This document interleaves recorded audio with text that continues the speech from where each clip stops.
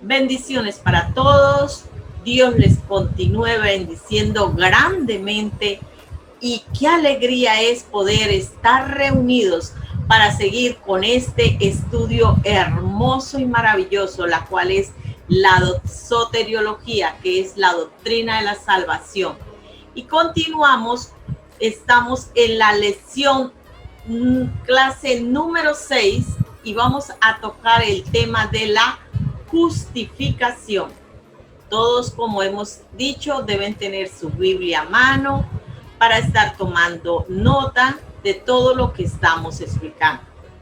Y sin más preámbulo, vamos a entrar en este maravilloso tema, la justificación.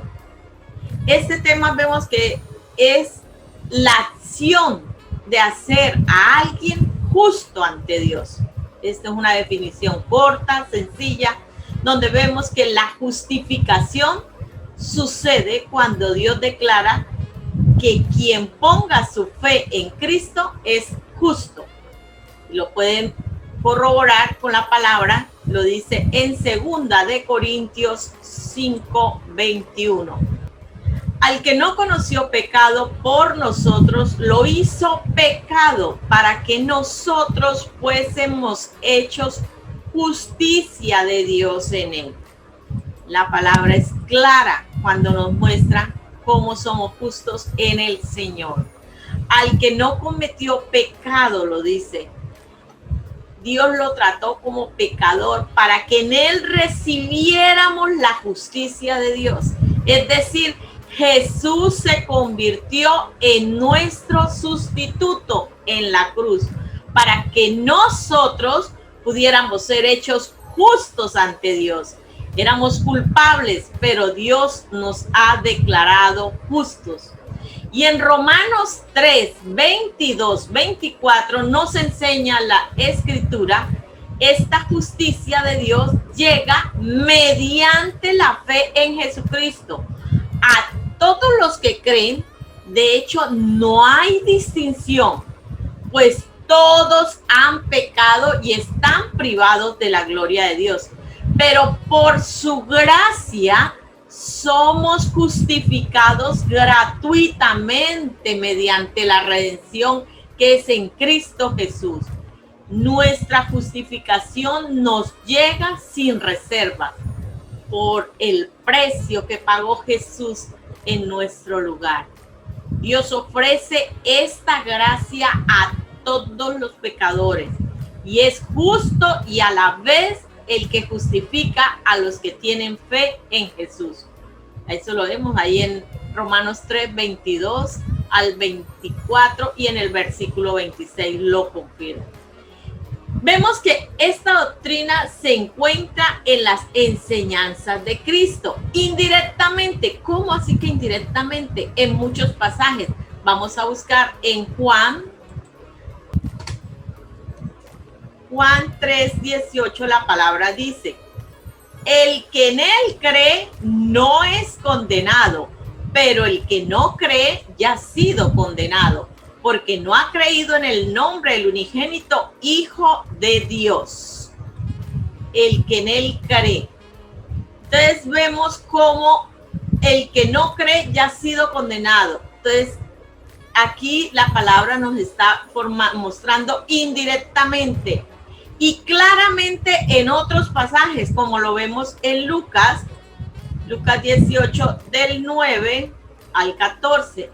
A unos que confiaban en sí mismos como justos y menospreciaban a los otros, dijo también esta parábola. 2 hombres subieron al templo a orar. Uno era fariseo y el otro publicano. El fariseo, puesto en pie, oraba consigo mismo de esta manera: Dios, te doy gracias porque no soy como los otros hombres, ladrones, injustos, adúlteros, ni aún como este publicano. Ayuno 2 veces a la semana, doy diezmo de todo lo que gano. Mas el publicano, estando lejos, no quería ni aún alzar los ojos al cielo, sino que se golpeaba el pecho diciendo: Dios, sé propicio a mi pecador. Os digo que éste descendió a su casa justificado antes que el otro, porque cualquiera que se enaltece será humillado y el que se humilla será enaltecido. Claramente lo vemos como esta doctrina se encuentra en las enseñanzas de Cristo.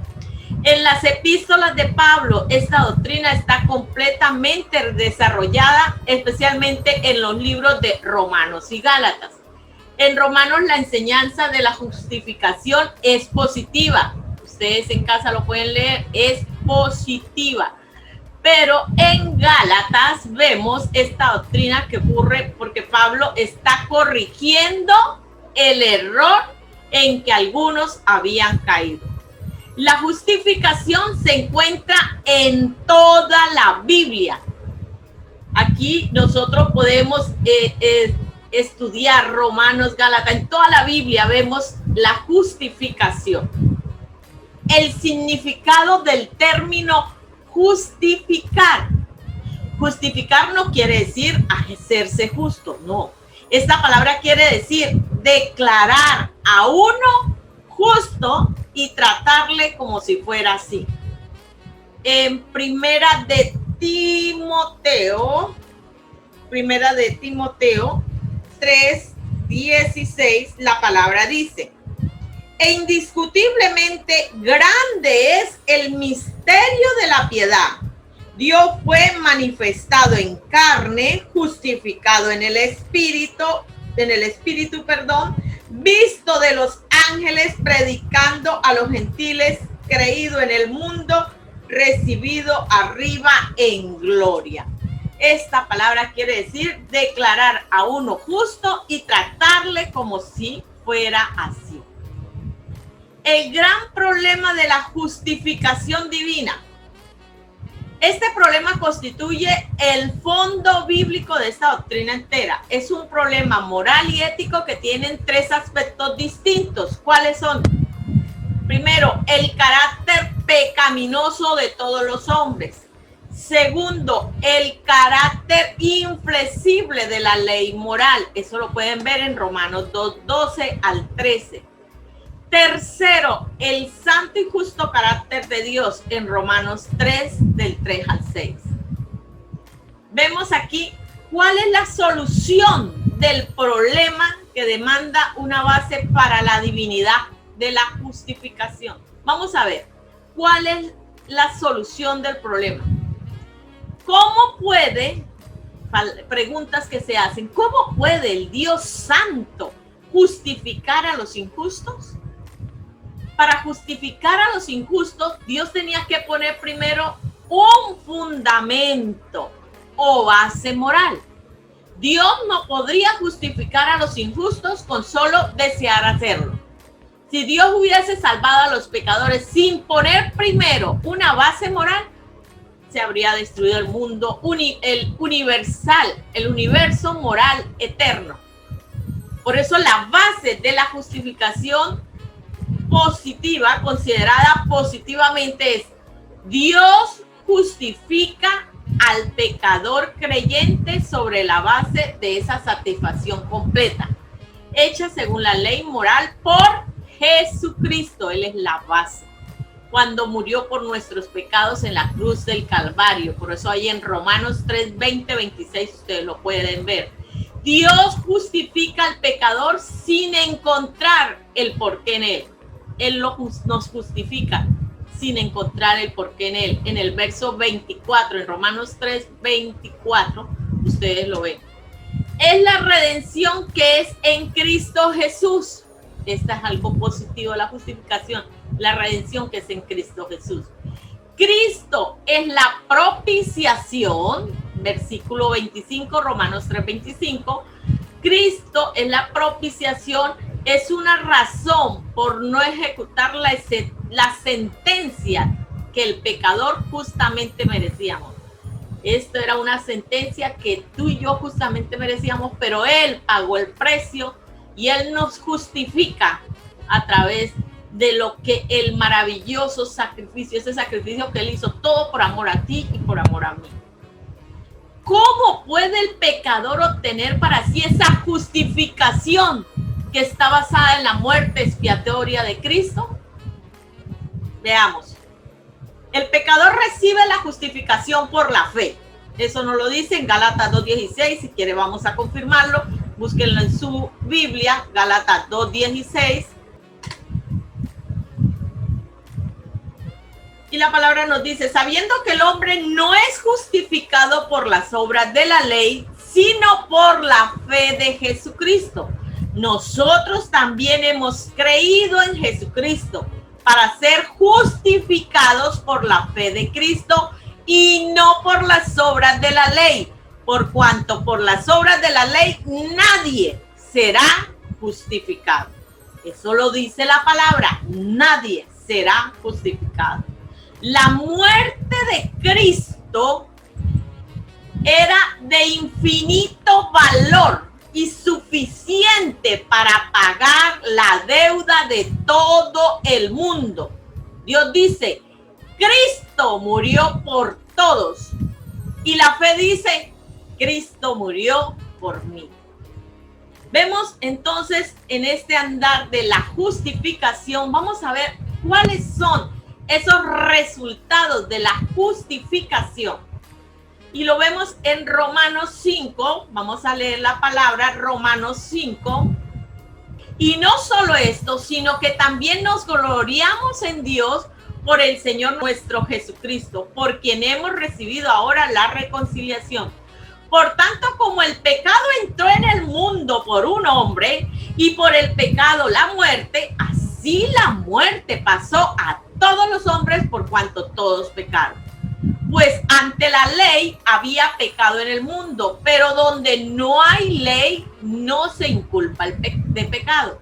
No obstante, reinó la muerte desde Adán hasta Moisés, aun en los que no pecaron a la manera de la transgresión de Adán, el cual es figura del que había de venir.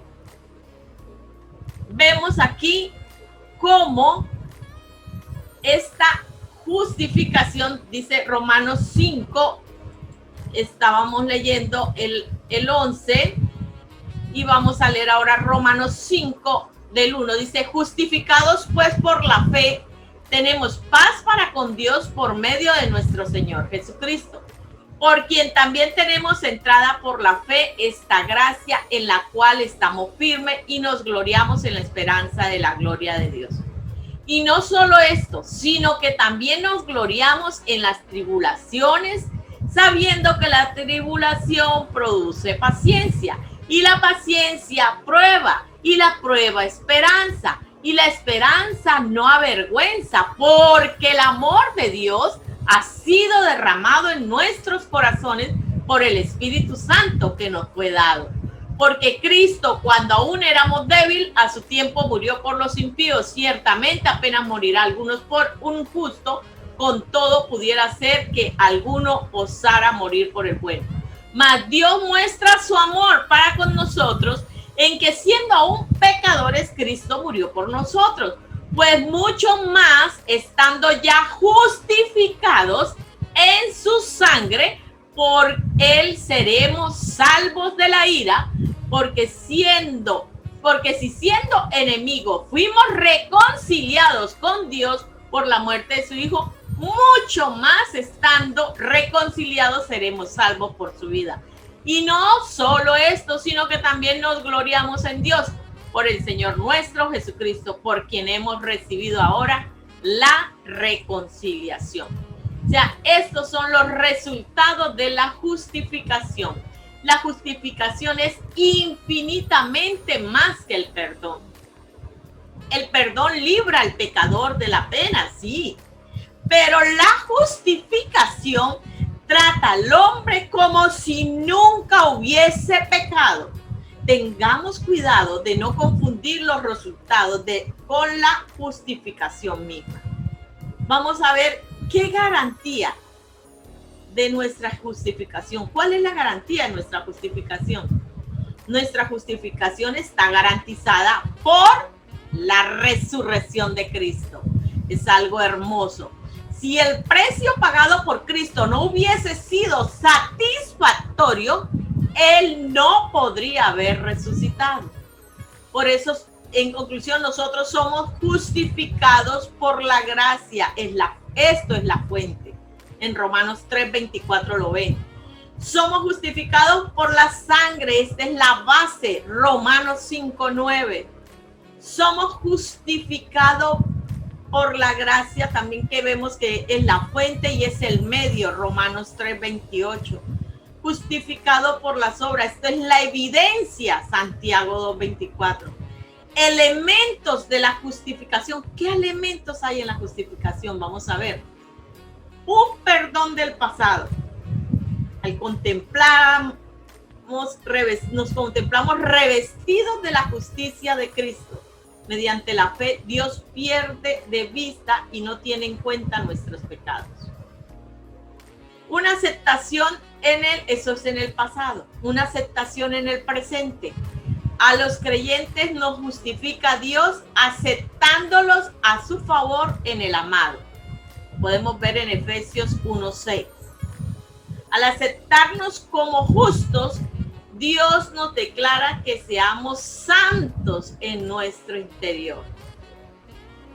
Una posición firme frente al futuro, o sea, elementos de la justificación en el pasado, en el presente y en el futuro.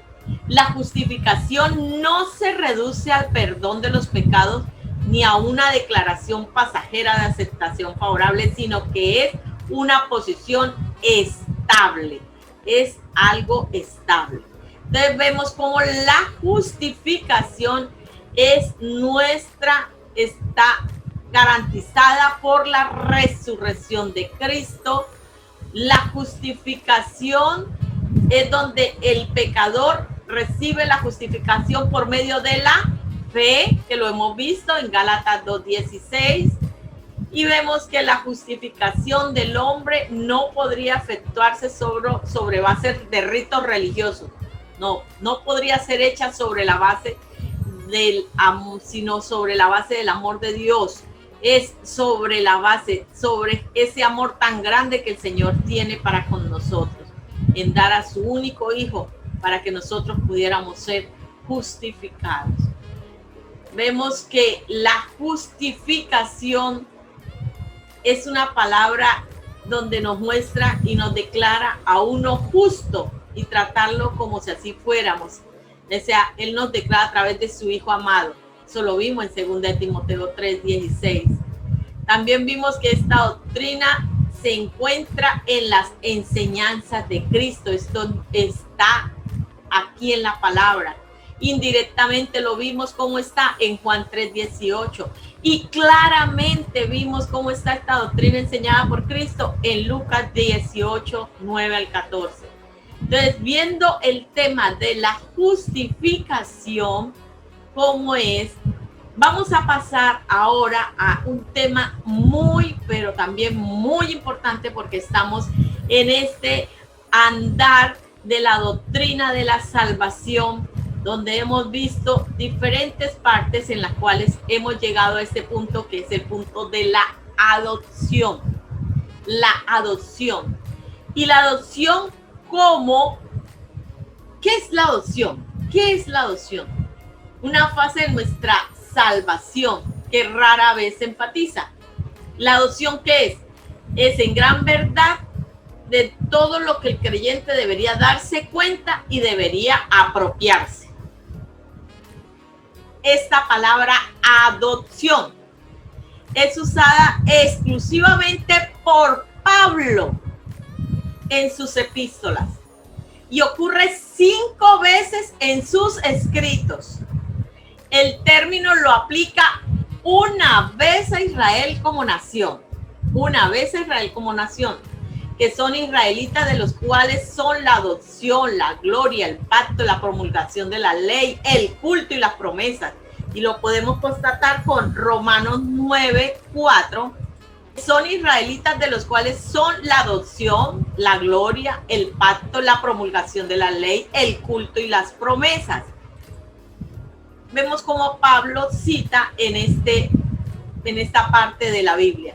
En otro pasaje, Pablo lo usa al referirse a la culminación de nuestras experiencias en la segunda venida del Señor.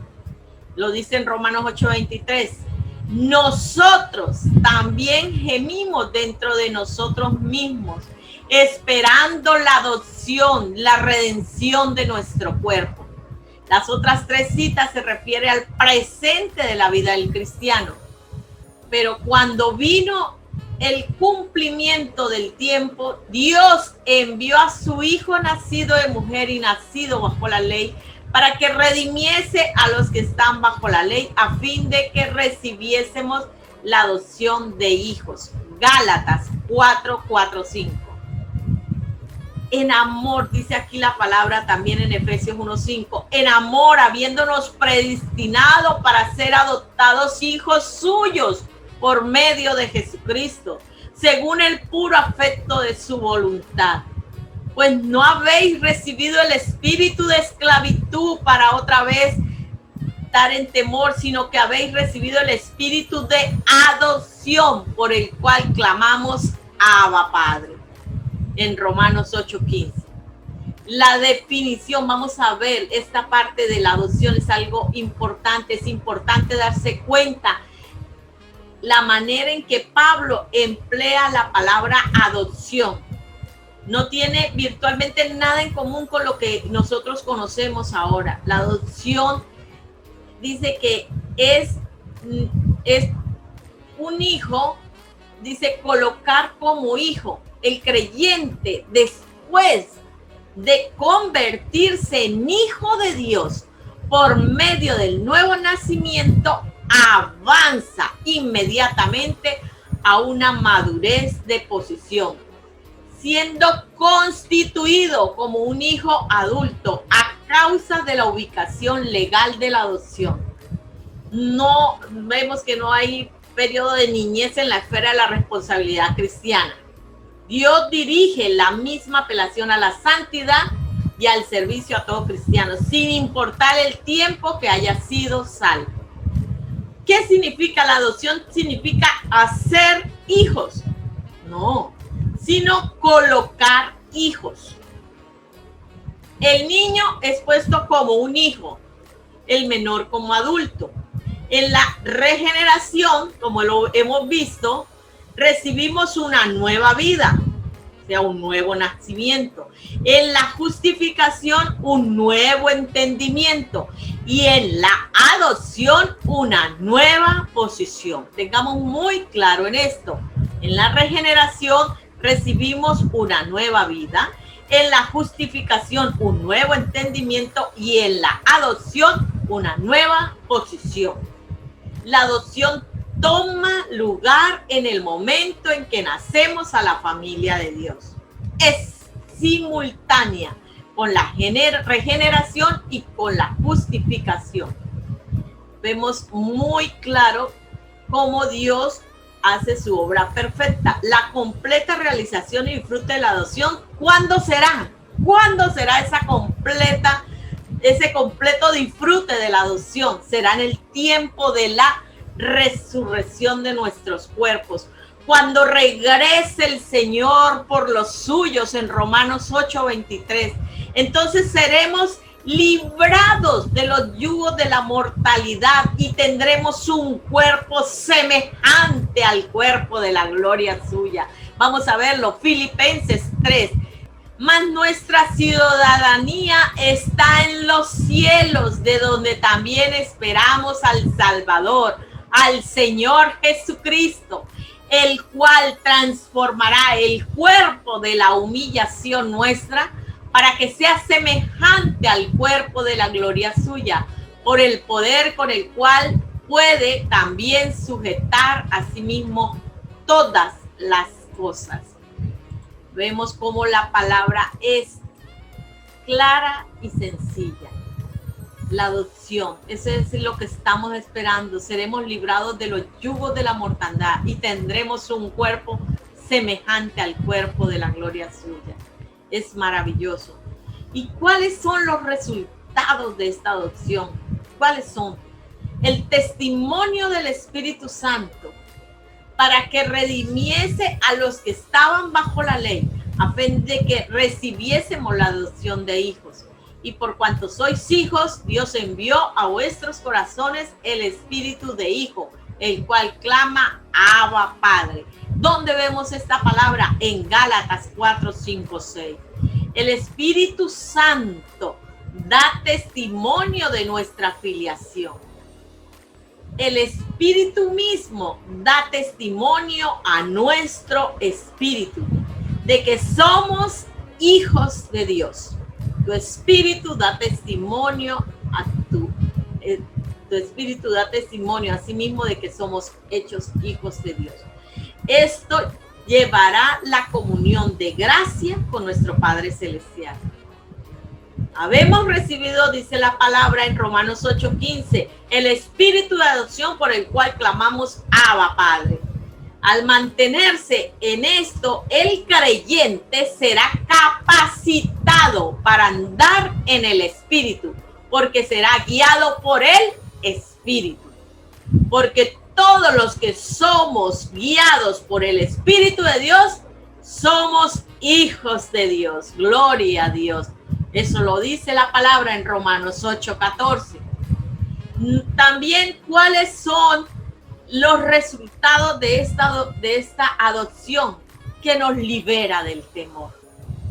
Pues no habéis recibido el espíritu de esclavitud para estar otra vez en temor, sino que habéis recibido el espíritu de adopción, Romanos 8:15. Ya no estaremos más en esclavitud a la ley, de manera que la ley ha sido nuestro ayo para llevarnos a Cristo, a fin de que fuésemos justificados por la fe.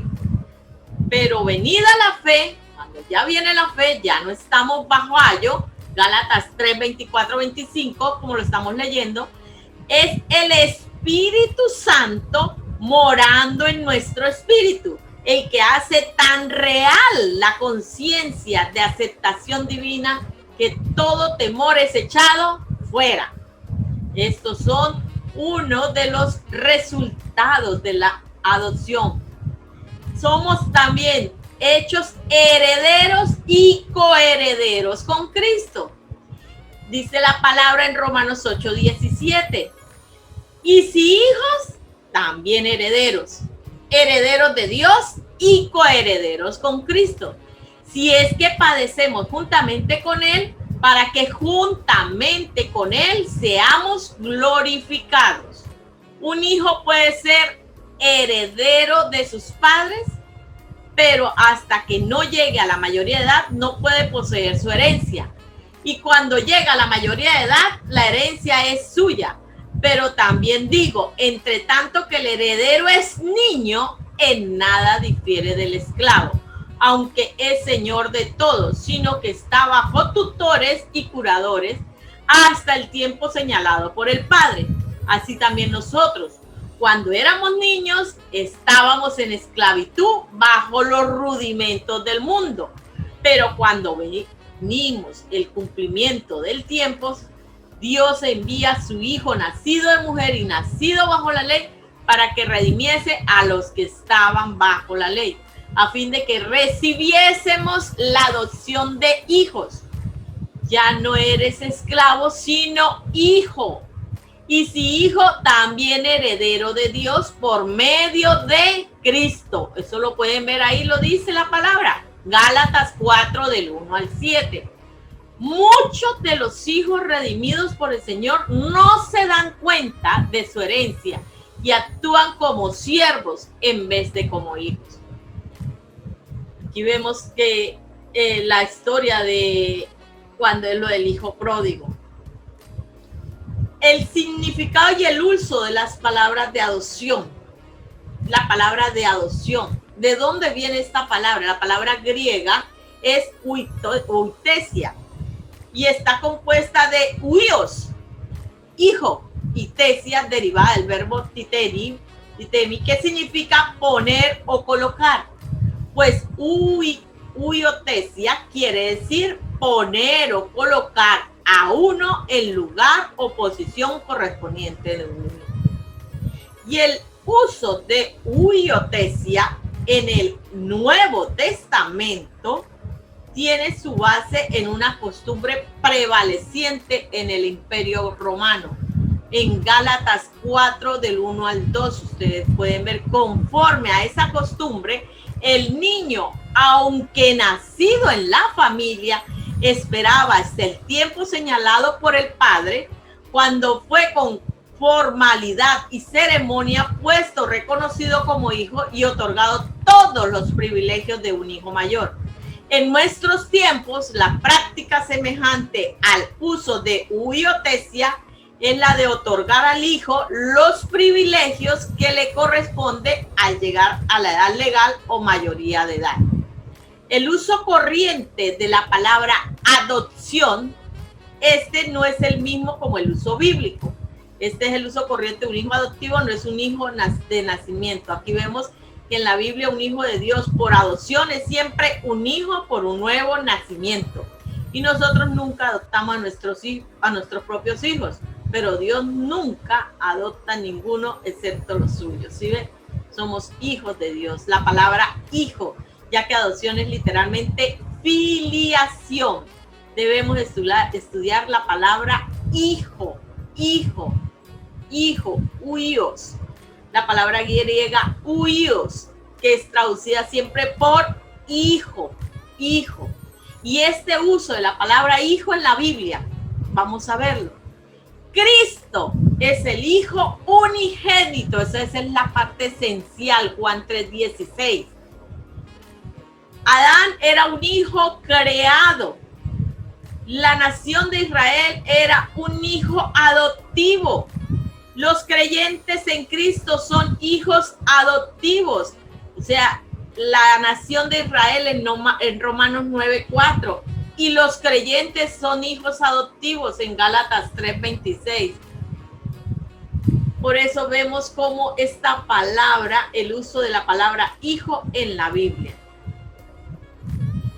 ¿Cuál es la naturaleza de la adopción en el Nuevo Testamento? Es un acto declarado de Dios por el cual Él coloca al creyente en la posición legal de un hijo, con plena posesión de los derechos de su herencia en Cristo. Pueden mirarlo en Efesios 1:3. Está basada en la obra redentora de Cristo, como lo hemos venido diciendo en Gálatas 4:5 y Gálatas 3:13. Esta redención satisfizo todas las demandas legales de tal acto. Nos libró de la servidumbre de la ley y del parte del hombre recibida por la fe. Ya lo hemos estado confirmando en Gálatas 3:26. La adopción no es una segunda bendición, pero es nuestra cuando creemos en Cristo. De parte de Dios es otorgada por la soberanía divina. En Efesios 1:5 nos lo dice. Encontramos a la casa y familia de nuestro Padre como hijos y encontramos que nuestro lugar allí ha sido señalado. Desde la eternidad, la adopción representa una expresión del impulso eternal de la paternidad divina. Y el propósito final, ¿cuál es? La exhibición de la gloria de la gracia de Dios. Gálatas 4:4-5. Antes de la crucifixión de Cristo, los salvados fueron justificados por Dios, pero no fueron puestos por hijos de Dios. Y después de la cruz, Cristo llamó a los discípulos hermanos. Mateo 28:10-16. Las posesiones de los hijos de Dios.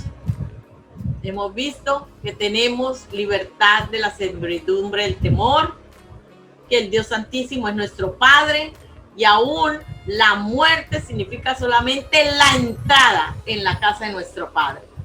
Que recibimos el Espíritu del Hijo de Dios, Gálatas 4:6-7, y que este es el Espíritu Santo, no meramente un temperamento semejante a Cristo.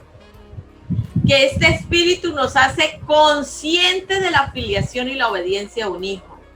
Que tenemos gran seguridad y confianza. Tú tienes gran seguridad y confianza. Eso lo dice en Romanos 8:15 y Marcos 14:36. el unigénito Hijo de Dios, más excelente que los ángeles, oraba diciendo, Abba, Abba, ese nombre íntimo y cariñoso, y a nosotros es dada esta confianza. Romanos 8:15.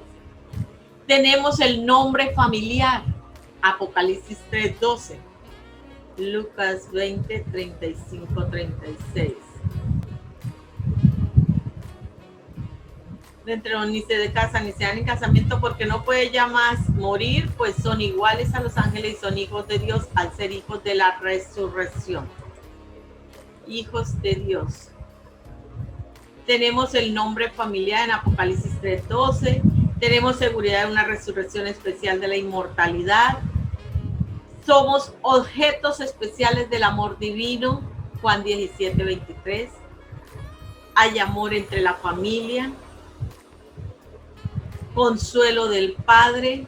Esta última es una posesión doble. ¿Por qué? Porque tenemos la seguridad ahora y la resurrección y la inmortalidad son en sí bendiciones futuras.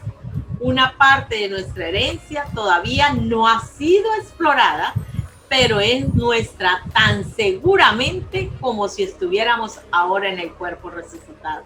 Este es nuestro mayor anhelo, saber que un día estaremos con nuestro Padre y Él nos tiene allá todas estas bendiciones, tanto aquí como allá, nos las da el Señor. Esa herencia todavía no ha sido explorada, pero es nuestra tan seguramente como si estuviéramos ahora en el cuerpo resucitado. La evidencia de que somos hijos, que somos guiados por el Espíritu de Dios, que somos apartados del mundo, que somos sujetos a la corrección del Padre, que es algo muy importante en Hebreos 12, 6 al 8, que vivimos la vida victoriosa en Apocalipsis 21, 7, que llevamos la semejanza de nuestro Padre en Mateo 5, 9, que tenemos confianza en Dios, Gálatas 4, 5, 6, que tenemos acceso a Dios, Efesios 3, 12, que tenemos amor por los hermanos, algo importantísimo, Primera de Juan 2, 9, y que obedecemos, Primera de Juan 5 al 1 al 3. Vamos a leer Primera de Juan 5 al 1 al 3. Todo aquel que cree que Jesús es el Cristo es nacido de Dios, y todo aquel que ama al que engendró, ama también al que ha sido engendrado por él. En esto conocemos que amamos a los hijos de Dios, cuando amamos a Dios y guardamos sus mandamientos. Pues este es el amor a Dios, que guardemos sus mandamientos, y sus mandamientos no son gravosos. ¡Wow! ¡Qué palabra tan maravillosa! Aquí podemos ver cómo son las evidencias de que somos hijos de Dios. Somos hijos de Dios. Muy bien. La manifestación futura de nuestra filiación. Habrá una revelación de nuestra filiación. Sí, eso lo dice en Romanos 8:19. Esto sucederá ¿cuándo? En la venida del Señor. El mundo no nos reconoce como hijos de Dios y a menudo nos considera como impedimento al progreso. Nos traerá también una gloria incomparable. Romanos 8:18. Lo que tenemos ahora es maravilloso, pero la gloria venidera no tiene igual. Eso no hay con qué compararse. Toda la creación esperamos ansiosa esa revelación. Romanos 3:19, 22. Cuando se realiza esta consumación de nuestra filiación, el mismo ambiente del mundo será cambiado para armonizar. No sería apropiado que los hijos de Dios heredaran el mundo tal cual como es. Esta manifestación que nos traerá la redención de nuestros cuerpos, gloria a Dios. Romanos 8:23 dice, esperando la adopción, es decir, su cumplimiento en la experiencia. Tenemos las primicias. Ahora tenemos el espíritu de un hijo, pero algún día tendremos el cuerpo de un hijo. Gloria a Dios. Dios es maravilloso. Por eso vemos cuáles son los valores prácticos de esta verdad. ¿Cuáles son esos valores? Nos capacita para triunfar en el sufrimiento en vista de la gloria venidera. Sí, sabemos que tenemos una gloria venidera. Romanos 8:18. El sufrimiento presente es el método del Padre de prepararnos para la gloria. Eso lo vemos en Hebreo 12 días al 14. Y aquellos ciertamente por pocos días nos disciplinaban como a ellos les parecía, pero para lo que no es provechoso, para que participemos de su santidad. Es verdad que ninguna disciplina al presente parece ser causa de gozo, sino de tristeza, pero después da fruto apacible de justicia a los que en ella han sido ejercitados. Da fruto apacible. Esta verdad debe guardarnos de no volver a los rudimentos del mundo. Gálatas, vamos a ver en Gálatas 4:7. Ya no eres esclavo, sino hijo. Y si hijo, también heredero de Dios por medio de Cristo. Ciertamente en otro tiempo, no conociendo a Dios, servíase a los que por naturaleza no son dioses. Ya no eres esclavo, sino hijos, lo dice aquí. Rudimentos flacos o débiles, es decir, no podíamos librarnos de la servidumbre de la ley. Rudimentos pobres, es decir, que no podía darnos la heredad correspondiente a hijos. Esta verdad debe mantenernos sobrios, esperando el gran día al cual pertenecemos. Ese día maravilloso que todos añoramos. Vamos a mirar en Primera de Tesalonicenses. Primera de Tesalonicenses 5 dice, pero acerca de los tiempos y de las ocasiones no tenéis necesidad, hermanos, de que yo os escriba.